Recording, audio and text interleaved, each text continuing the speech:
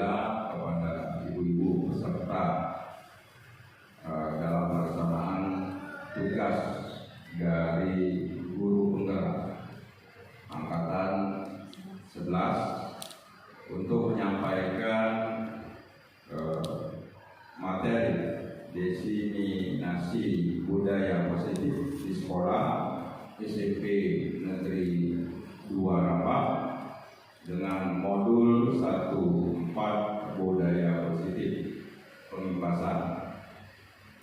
Dalam kesempatan ini marilah kita buka bersama-sama dengan lafaz basmalah. Bismillahirrahmanirrahim. Dalam kesempatan ini selaku guru penggerak yang berada di SMP Negeri 2 Rambak, diharapkan dengan program ini nantinya pengimbasan terhadap guru-guru yang lain supaya berkenan atau berminat mengikuti program ini, karena dilihat dari program-program yang ada itu sangat positif untuk meningkatkan daripada kemampuan dan daya dari setiap guru yang mengajar di dalam lingkungan sekolah. Juga dalam kesempatan ini saya selaku mewakili atas nama guru SMP Negeri 2 Rambak mengharapkan dengan adanya program daripada pemerintah mengenai guru penggerak, sehingga peningkatan mutu pendidikan itu semakin baik dan semakin bagus nantinya dalam penyampaian materi-materi yang dilaksanakan di SMP Negeri 2 Rambak. Mungkin itu saja yang dapat saya sampaikan dalam kesempatan ini. Lebih dan kurang saya ucapkan terima kasih. Akhir kata, wabillahi taufiq wal hidayah. Wassalamualaikum warahmatullahi wabarakatuh. Untuk selanjutnya kami serahkan penyampaian diseminasi budaya positif di sekolah yang mengenai tugas di modul 4 1.4 budaya positif. Kami silakan kepada Ibu Riana untuk menyampaikan selanjutnya.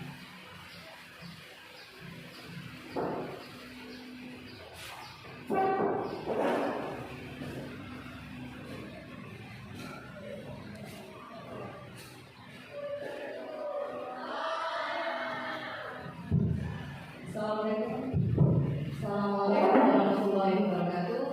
Waalaikumsalam. Selamat pagi. Selamat pagi. Kalau semangat dulu. Selamat pagi. Sekali lagi kalau yang di depan kita mau mulai yang pertama biar lebih semangat. Selamat pagi. Ya, alhamdulillah. Selamat datang kepada peserta diseminasi tugas kami sebagai guru penggerak menyebarkan pemahaman dan penerapan pengalaman budaya positif. Saya Diana Marliani, sarjana pendidikan, calon guru penggerak angkatan 11 SMP Negeri 2 Rambak Morenin, Sumatera Selatan. Ya, pagi ini alhamdulillah juga tadi sudah ada penyampaian kata sambutan dari wakil kesiswaan atas nama Pak Sidin. Terima kasih atas kata sambutannya. Namun sebelumnya untuk lebih menyemangati, kita memulai dengan berdoa terlebih dahulu. Berdoa mulai.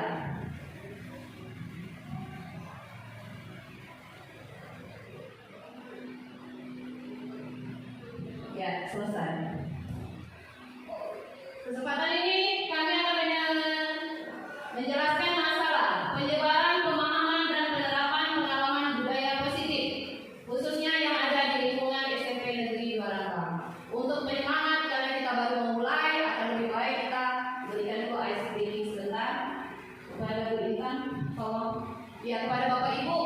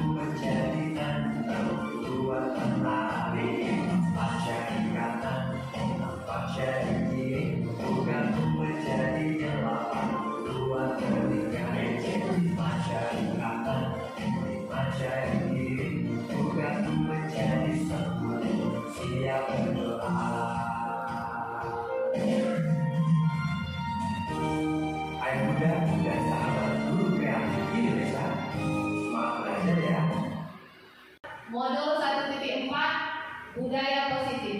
Jadi sebelum saya memasuki materi apa yang akan saya jelaskan, saya kira Bapak dan Ibu sudah lebih familiar apa itu budaya positif. Kira-kira menurut Bapak Ibu budaya positif itu seperti apa? Ada yang bisa menjelaskan sedikit? Tidak perlu secara detail, gambarannya saja. Budaya positif itu seperti apa? Ya, silakan Bu Per. Assalamualaikum warahmatullahi wabarakatuh. Menurut pendapat saya dan pemahaman saya tentang budaya positif itu adalah budaya atau kebiasaan, misalkan kebiasaan kita yang berpengaruh positif untuk orang di sekitar kita atau lebih ke siswa kita, hal positif dari kebiasaan kita, misalkan cara kita mengajar atau cara kita memberikan materi yang baik untuk siswa sehingga siswa memahami apa yang kita ajarkan. Terima kasih. Terima kasih, tolong ditepuk tangan dulu. Ya, alhamdulillah ya, ternyata sudah ada guru yang sudah lumayan paham. Tapi kita di sini cukup banyak orangnya. Kira-kira ada lagi tambahan? Ya, silakan Ibu Mei. Ya, Assalamualaikum warahmatullahi wabarakatuh. Menurut saya budaya positif itu adalah kebiasaan pada siswa tentang hal-hal yang baik. Misalnya kalau bertemu dengan guru, bersalaman seperti itu. Terus berdoa sebelum belajar. Kita biasakan setiap hari dilakukan oleh siswa, sehingga menjadi budaya yang membuat mereka lebih baik ke depan. Ya, alhamdulillah. Bagus sekali ya jawaban Bu Mei. Bu Mei ini sebenarnya sudah menguasai budaya positif ya. Sepertinya Bu Nia ingin memberikan pendapat, silakan Bu Nia. Ya, aku budaya positif ini berkaitan dengan perlakuan yang berkaitan dengan kebiasaan-kebiasaan dalam hidup kita di dalam lingkungan sekolah, terutama kalau di sekolah sini adalah adanya pergerakan di sekolah membiasakan masyarakat, terutama masyarakat sekolah yang setiap hari untuk melakukan salawatan yang dilakukan oleh ini. Ya, bagus. Jadi pada dasarnya kita beri dulu atas ketika guru tadi. Ya, terima kasih atas partisipasi dan jawabannya. Itu sebetulnya betul ya. Itu adalah budaya positif itu adalah kalau saya dapat simpulkan kebiasaan yang bisa dijadikan patokan atau kaidah yang diikuti dengan norma. Di mana norma itu kalau bisa diikuti oleh seluruh keluarga, khususnya kalau SMP Negeri 2 Rambang, seluruh keluarga SMP Negeri 2 Rambang, dan akan lebih baik itu dijadikan pembiasaan seperti yang dikatakan oleh Ibu Mei tadi. Dijadikan pembiasaan. Kenapa saya kategorikan pembiasaan? Karena apapun bentuknya, segala sesuatu itu kalau dibiasakan, dibudayakan, biasanya akan jauh lebih baik dibandingkan kalau kita hanya mengadakannya hanya sebatas sekali-sekali saja. Jadi di sini alhamdulillah sejak saya mengikuti program guru penggerak lumayan dari bulan 6, 7, 8, jadi ini sudah masuk 3 bulan. Ini modul pertama, modul terakhir 1.4. Jadi kami ini ada 3 modul, modul 1, modul 2 dan modul 3. Ini modul terakhir untuk modul 1. Jadi di sini sebelumnya saya yang belum terlalu paham tentang budaya positif, ternyata setelah dikaji, setelah didalami dari beberapa pengajar praktek, fasilitator dan narasumber yang telah memberikan kami ilmu, ternyata ada konsep inti budaya positif yang harus kami pelajari. Jadi yang pertama adalah perubahan paradigma. Perubahan paradigma belajar. Lalu yang kedua adalah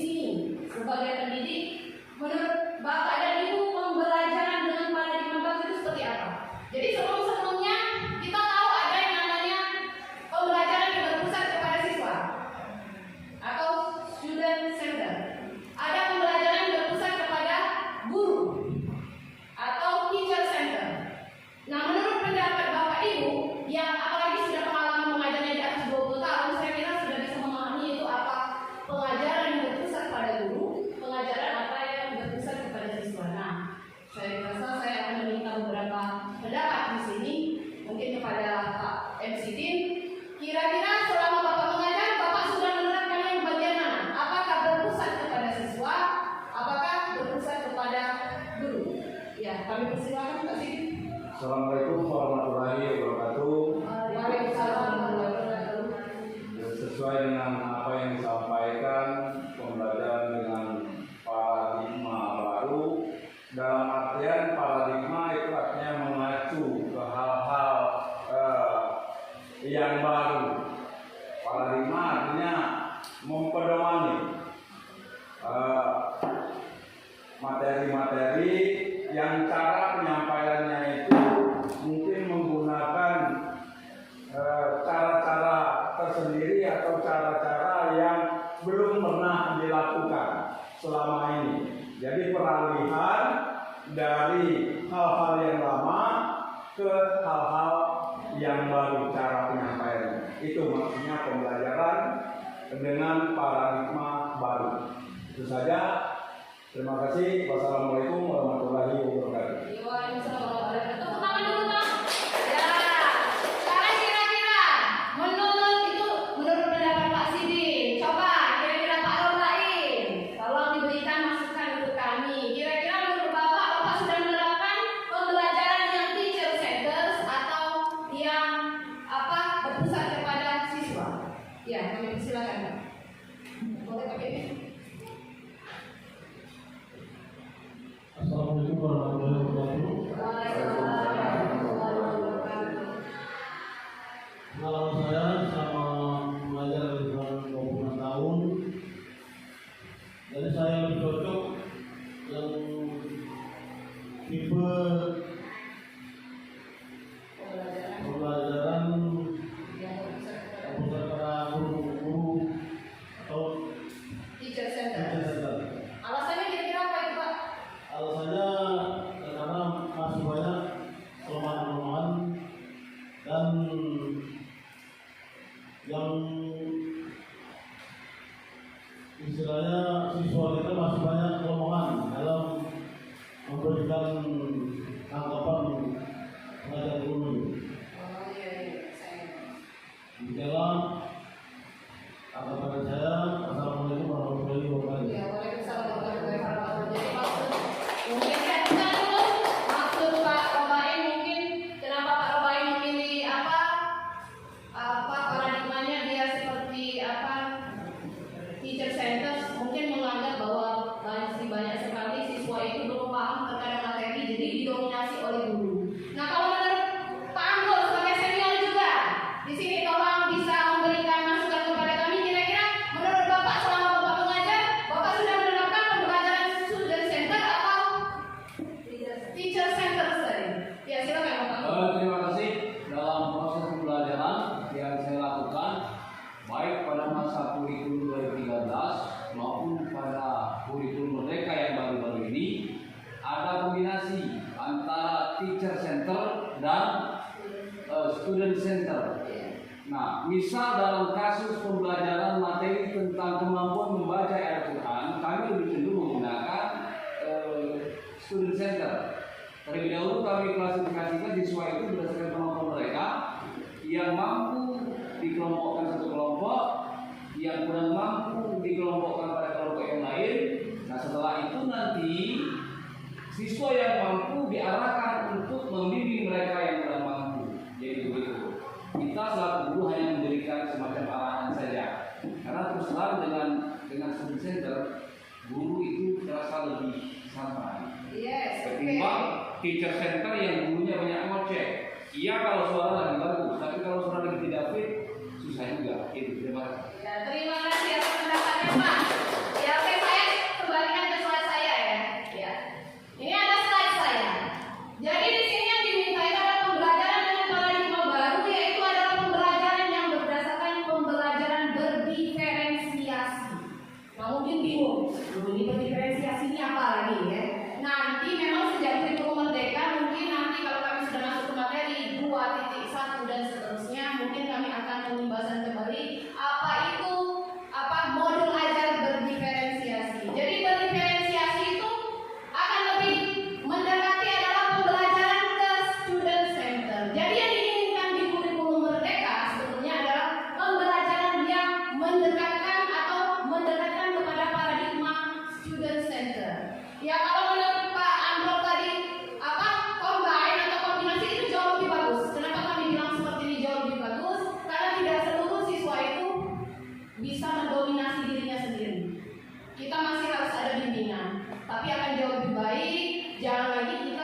kombinasi pembelajaran dengan teacher center. Jadi misalkan kalau masa lampau atau masa lalu kita masih menggunakan, ya kalau kita agak sedikit mengalami perubahan. Mudah-mudahan dengan adanya diseminasi yang kami berikan ini, Bapak dan Ibu di sini akan mendapatkan pencerahan yang lebih baik dari sebelumnya. Itu harapan kami ya. Jadi di sini kalau dibilang pembelajaran berdiferensiasi atau berpusat kepada siswa itu apa? Jadi ini pembelajaran yang dipusatkan sesuai dengan kebutuhannya, berdasarkan tahap perkembangan sesuai teori psikologi modern yang menunjukkan profil pelajar Pancasila. Jadi yang diinginkan itu adalah pembelajaran yang berpusat kepada profil pelajar Pancasila. Jadi saya rasa kita sudah kurikulum merdeka kelas 7 dan kelas 8. Saya rasa Bapak dan Ibu yang belajar P5 sudah ada yang mengingat mungkin dimensi dari yang terdapat di profil pelajar Pancasila. Ada yang masih ingat tidak? Kira-kira dimensi yang ada di profil pelajar Pancasila? Ada yang masih ingat?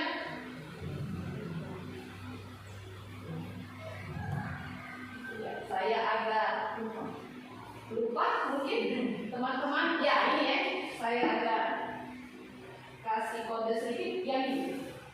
Jadi profil pelajar Pancasila itu memuat dimensi beriman dan bertakwa kepada Tuhan Yang Maha Esa, berakhlak mulia, berkebinekaan global, gotong royong, mandiri, kreatif dan bernalar kritis. Jadi yang diinginkan sekarang adalah siswa atau peserta didik yang beriman bertakwa kepada Tuhan, berakhlak, berkebinekaan global, gotong royong, mandiri, kreatif dan bernalar kritis yang kita terapkan sesuai dengan kegiatan kita P5 yang mulai dari kelas 7 dan kelas 8. Itu jadi diharapkan dengan adanya paradigma tadi, saya kembalikan lagi. Paradigma kita tadi mudah-mudahan Bapak dan Ibu di sini akan mengubah mindsetnya. Cara kita belajar jangan lagi terlalu sering menggunakan. Walaupun kita tidak bisa langsung berubah total, tidak mungkin secara bertahap. Tapi minimal kita akan mengubah jati diri kita secara bertahap agar menerapkan pembelajaran yang berpusat kepada siswa. Itu mungkin masukan dari saya. Ya untuk lebih hebat mungkin kami bukan yang luar biasa karena kami juga hanya dalam proses pembelajaran. Ya saya lanjutkan lagi untuk materi yang berikutnya. Jadi di sini ada miskonsepsi tentang teori. Teori apakah itu? Teori kontrol. Terkadang minta maaf ya sebelumnya, termasuk saya mungkin saya juga harus refleksi diri. Terkadang kita itu merasa ilusi itu bukan ilusi kita ngayal, bukan. Ilusi di sini seolah-olah kita menempatkan guru mengontrol murid. Yang kedua, menempatkan semua penguatan positif, efektif dan bermanfaat. Yang ketiga, menempatkan bahwa kritik yang membuat rasa bersalah mampu menguatkan karakter. Dan yang terakhir, selalu menempatkan orang dewasa berhak memaksa. Jadi di sini ada 4 poin yang kami tekankan. Mengontrol murid itu yang pertama. Jadi kita merasa guru itu seperti saya mungkin agak refleksi diri saya sendiri. Saya ini guru. Kalau saya guru pokoknya kalau saya kasih tugas kamu harus selesai, kamu harus bisa. Saya harus mengontrol mereka secara maksimal tanpa memberikan kesempatan mungkin jauh lebih kerjasama, komunikasi efektif secara baik. Lalu yang kedua, semua penguatan positif, efektif dan bermanfaat. Kita tidak tahu, terkadang kita memaksa kalau kita sudah mengasihkan contoh yang kita lakukan seolah-olah siswa itu seluruhnya harus bisa. Padahal tidak seluruh siswa itu memiliki kemampuan yang sama. Lalu yang terakhir, kritik dan membuat rasa bersalah. Tadi itu yang paling sering kita lakukan. Bahkan kita sering bilang seperti ini, kamu lagi. Ini misalnya namanya Jono, ya Allah Jono, sudah berulang kali nilai kamu selalu merah atau nilai kamu selalu kecil. Tidak pernah membawa topi, tidak pernah menggunakan dasi, selalu telat masuk kelas, tidak pernah mengerjakan PR. Nah kita selalu membuat murid itu memiliki rasa bersalah yang tinggi tanpa mampu menguatkan karakter dia sendiri. Dan yang terakhir, orang dewasa selalu berhak memaksa. Pokoknya kalau saya guru, apa yang saya buat, apa yang ini kembali ke pasal 1. Guru lah yang selalu benar. Ya, kira-kira Bapak dan Ibu setuju dengan pendapat saya?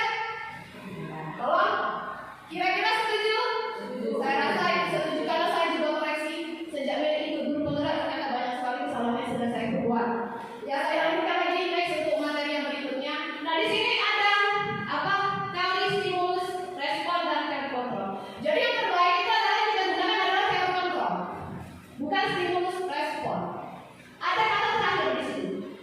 Ya, yang di bawah model berpikir menang kalah. Yang terakhir itu model berpikir menang-menang. Jadi bukan saya yang bertanya kepada Bapak Ibu, saya di sini menjelaskan seperti apa ya. Realitanya kita di lapangan, kita itu kalau merasa, maaf ya, adalah siswa mungkin yang ngasih pendapat ke kita. Mungkin pendapatnya itu jauh lebih baik dari apa yang kita jelaskan. Atau kita dikritik sedikit, kita akan merasa mungkin tersinggung. Bahkan kita merasa, awal cak kepinteran. Padahal mungkin dia jawabannya benar. Atau minta maaf, ada guru yang masuk ke kelas, minta maaf gurunya. Nanti ada siswa yang bilang seperti itu si bapak si A jarang masuk ke kelas. Masa kalau disuruh tiap hari masuk ke kelas, padahal dia sendiri tidak masuk ke kelas. Nah jadi kita di situ ditekankan selalu kita pokoknya kalau guru harus menang, siswa harus kalah. Nah teori yang stimulus responden seperti ini yang tidak diharapkan oleh pembelajaran kurikulum Merdeka sekarang. Jadi yang diharapkan adalah teori kontrol yang terbalik. Terbalik itu dalam arti kata yang pertama, realita kebutuhan kita berbeda. Jadi kita harus berpihak kepada siswa itu, kita harus paham kebutuhan siswa itu seperti apa. Jadi sebelumnya kita tahu kalau kita ngajar materi harus sesuai dengan kurikulum. Pokoknya kalau sudah ada di bab 1, bulan 1, minggu ketiga selesai. Betul? Betul. Ya, itu prinsip kita. Apakah siswa paham? Pokoknya materi selesai, ulangan harian pertama. Nah itu yang selalu kita terapkan. Karena kita juga dituntut sesuai dengan kurikulum yang diinginkan di zaman masa lalu. Lalu yang kedua, setiap orang memiliki gambaran berbeda. Ya otomatis filosofi, bukan ideologi. Filosofi kita rata-rata, pandangan pikiran kita tidak semua sama. Ya, Pak Sidin ya? Betul Pak Sidin? Dan yang terakhir, kita berusaha memahami pandangan orang lain tentang dunia. Itu yang jauh lebih bagus. Kalau yang teori respon, kita mencoba membuat orang ada pandangan sama dengan kita. Itu berarti ibarat kata orang itu apa ya? Egois, memaksa. Ya kita dulu itu memperan jawabannya ya, memaksa ya. Lalu yang keempat, semua perilaku memiliki tujuan yang diinginkan. Tapi kalau di sini lulus respon, perilaku berbeda dari sebagai suatu kesalahan. Jadi kalau anak telat, ya Allah, kamu telat setiap hari. Kita tidak bertanya lebih detail, kenapa dia sering telat. Walaupun kita tahu, tapi kita tidak sampai selesai. Nah itulah nanti pembahasannya di segitiga restitusi. Lalu yang kelima, hanya Anda bisa mengontrol diri Anda. Jadi di sini saya minta maaf Bapak Ibu, kita jangan mudah terpengaruh. Terkadang kalau orang minta maaf, kami ikut menggerak ikut. Kalau memang kita punya motivasi tinggi, ya silakan ikut bergerak. Karena bagaimanapun kita pasti punya prinsip pandangan masing-masing. Jangan kita seolah-olah itu pandangan orang lain. Itu yang diinginkan. Lalu yang berikutnya, Anda tidak bisa mengontrol orang lain, betul? Saya tidak bisa mengontrol Pak Sidin. Tidak mungkin Pak Sidin tiap hari tolong coaching saya, Bu Pera, tolong gantikan mata pelajaran saya, atau Bu Nia, tolong isi jawaban buku harian saya seperti itu. Jadi kami atau saya tidak akan bisa mengontrol orang lain. Yang bisa itu adalah kita sendiri yang mengontrolnya. Yang berikutnya, kolaborasi dan proses menciptakan pilihan-pilihan baru. Jadi kita ada tendensius, ibarat kata orang ada perjanjian dari awal. Dan yang terakhir itu model berpikir menang dan menang. Ya itu untuk teori. Nah yang kedua, disiplin positif. Nah ini, jadi kalau dari gambaran di sini Bapak Ibu, disiplin positif berasal dari kata disiplina. Artinya itu belajar. Belajar seperti apa? Belajar yang mengacu pada disiplin diri yang memiliki tanggung jawab terhadap apa yang dilakukannya berdasarkan nilai-nilai yang diyakini. Lalu kemudian, disiplin positif juga ternyata bertujuan menumbuhkan kesadaran. Kesadaran seperti apa? Memberdayakan peserta didik tanpa imbalan penghargaan, ancaman, atau hukuman. Dan yang terakhir, disiplin positif juga memiliki tujuan. Tujuannya apa? Menciptakan peserta didik yang memiliki disiplin tinggi. Ya ini ya, disiplin tinggi sehingga mereka berperilaku mengacu kepada nilai-nilai kebajikan dari persaudaraan memiliki motivasi. Ya untuk masalah disiplin positif, kira-kira Bapak dan Ibu ada yang ingin berkomentar atau memberikan pertanyaan atau masukan, silakan. Kalau tidak ada nanti kami lanjut. Next. Tidak ada? Lanjut. Oke. Kalau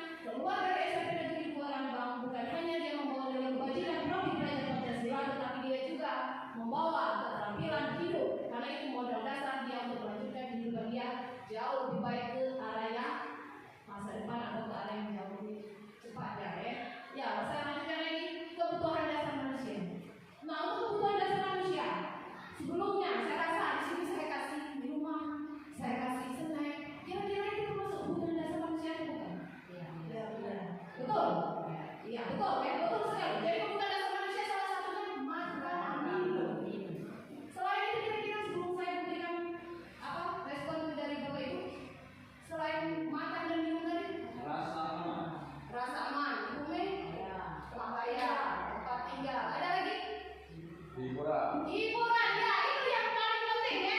Karena bagaimanapun kita butuh hiburan, betul sekali Pak ya. Semangat. Jadi kalau di kebutuhan dasar manusia itu adalah segala sesuatu yang kita lakukan untuk mendapatkan apa yang kita inginkan.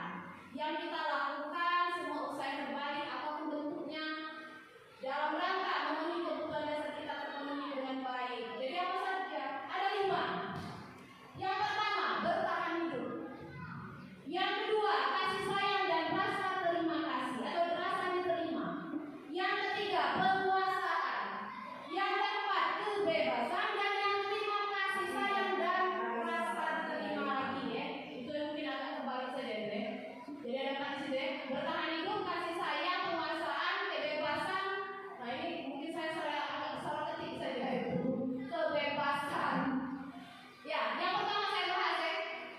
Bertahan hidup, makanan, pakaian, tempat tinggal, keamanan, dan kesehatan itu termasuk.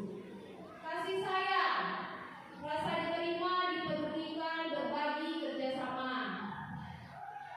Penguasaan, harga diri, keinginan untuk dianggap memimpin, berprestasi, diakui dan diingat. Dan yang terakhir itu kebebasan, mandiri, memiliki pilihan, mencoba hal yang baru, mampu mengendalikan dirinya. Tapi di antara beberapa kebutuhan dasar manusia yang paling utama itu yang saya bilang ini, bertahan hidup. Apapun bentuknya, seluruh makhluk hidup akan mau bertahan hidup, mempertahankan hidupnya. Karena dia memiliki nyawa dan upaya. Kalau yang lain ibaratkan orang sekunder, yang utamanya adalah bertahan hidup. Ya, saya lanjutkan lagi. Motivasi perilaku. Nah, di sini dari yang kami pahami, menurut Diane Gosden dalam buku Restoratif Small Discipline terdapat 3 motivasi perilaku yang paling utama.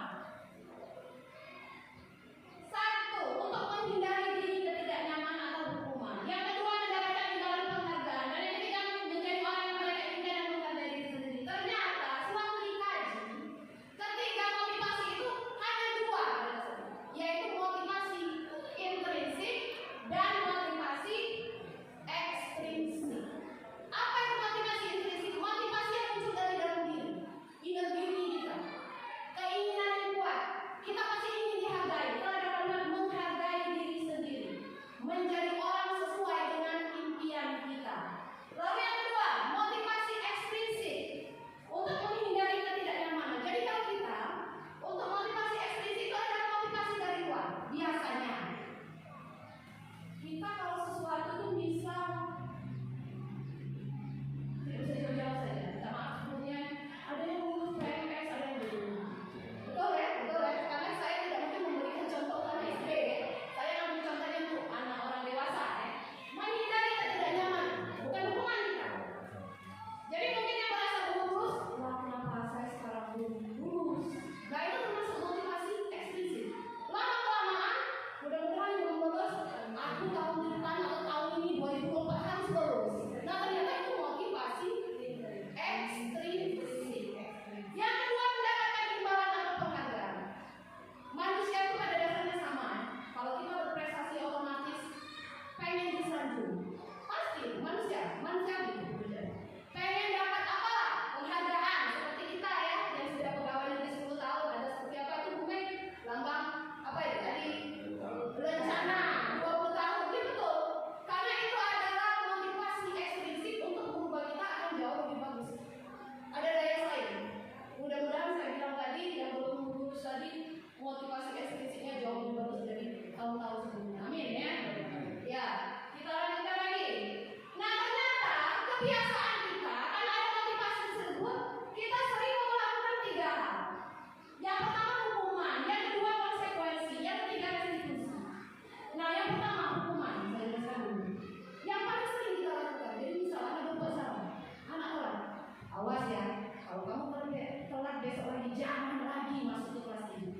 Termasuk saya mungkin. Itulah saya bilang saya banyak refleksi diri mengikuti guru penggerak. Lalu kedua, terkadang kita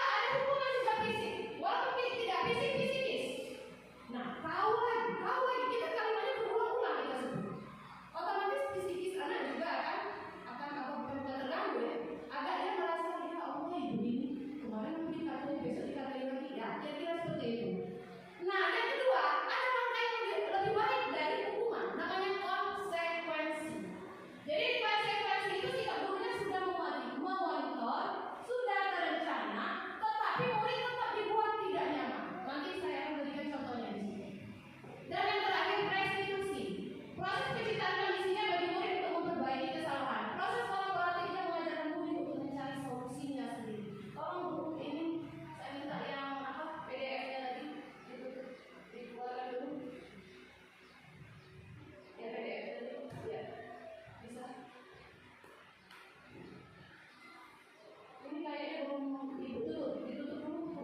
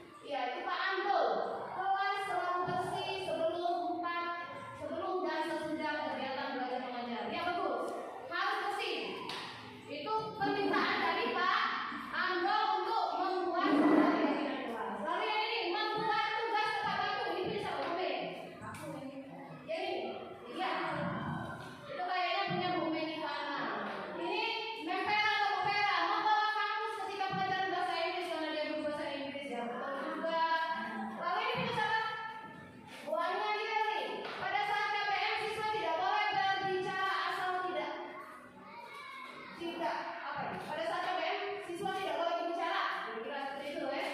Punya siapa ini? Ibu Mende? Bukan ibu. Jujur dan bertanggung jawab. Melda? Iya, punya Ibu Melda. Kenyamanan kelas. Pak Sidin. Pak Robain. Dan yang terakhir, masuk kelas harus selalu bersih. Jadi kelasnya sepertinya ada dua bapak-bapak yang ingin selalu bersih di dalam kelas ya. Ya memang itulah kebersihan adalah sebagian daripada imam. Kalau tepuk tangan dulu. Ya, ini adalah salah satu contoh cara membuat keyakinan kelas. Kalau ditanya, mungkin ada pertanyaan ya. Jadi saya akan menjawabnya, menjelaskan sedikit. Kira-kira ada tidak bapak yang tahu itu perbedaan antara keyakinan dengan peraturan kelas? Silakan. Peraturan itu sesuatu yang dibuat ketika memaksa. Di sepanjang masa. Ya, sifatnya memaksa. Memaksa, ya oke. Tapi keyakinan itu aturan yang dibuat atas kesepakatan bersama. Iya, bagus, bagus. Bagus sekali jawabannya ya. Ya, tepuk tangan silakan. Ada lagi yang lain? Ada lagi yang lain? Apa beda keyakinan dengan peraturan? Ya, silakan Pak Sidin. Ya, sebagai wakil kesiswaan saya rasa bisa yang menjawabnya. Silakan Pak. Kalau peraturan itu yang dibuat berdasarkan musyawarah bersama-sama. Ya, oke. Sedangkan kalau keyakinan itu jangan sampai melanggar karena sudah tertanam dari dalam hati. Iya, bagus juga itu. Tolong tepuk tangan juga itu untuk Pak Sidin. Ya, betul ya, saya gabung saja ya. Kalau yang keyakinan itu, saya buat dulu dari peraturan. Kalau peraturan sekolah, yang namanya peraturan sekolah itu dibuat seluruh masyarakat, lingkungan sekolah yang menjadikan sebuah kesepakatan bersama. Tapi berbeda dengan keyakinan. Keyakinan kelas itu adalah keyakinan atau keinginan yang sesuai dengan norma yang dibuat kesepakatan antara seluruh guru dengan murid. Dan itu disesuaikan dengan keinginan murid dan guru. Jadi kalau ditanya, Bapak Ibu kira-kira perlu tidak seluruh guru mapel membuat keyakinan kelas? Apakah cukup wali kelas dengan siswanya saja atau seluruh guru mapel membuat keyakinan kelas? Kira-kira menurut Bapak dan Ibu di sini ada yang ingin memberikan masukan? Silakan. Perlu. Iya, tolong Pak Sidin. Nanti Perlu karena keyakinan ini seandainya penggunaan buku di dalam kelas, bukunya tidak boleh dicampur-campur. Ya, oke. Artinya antara catatan dan laci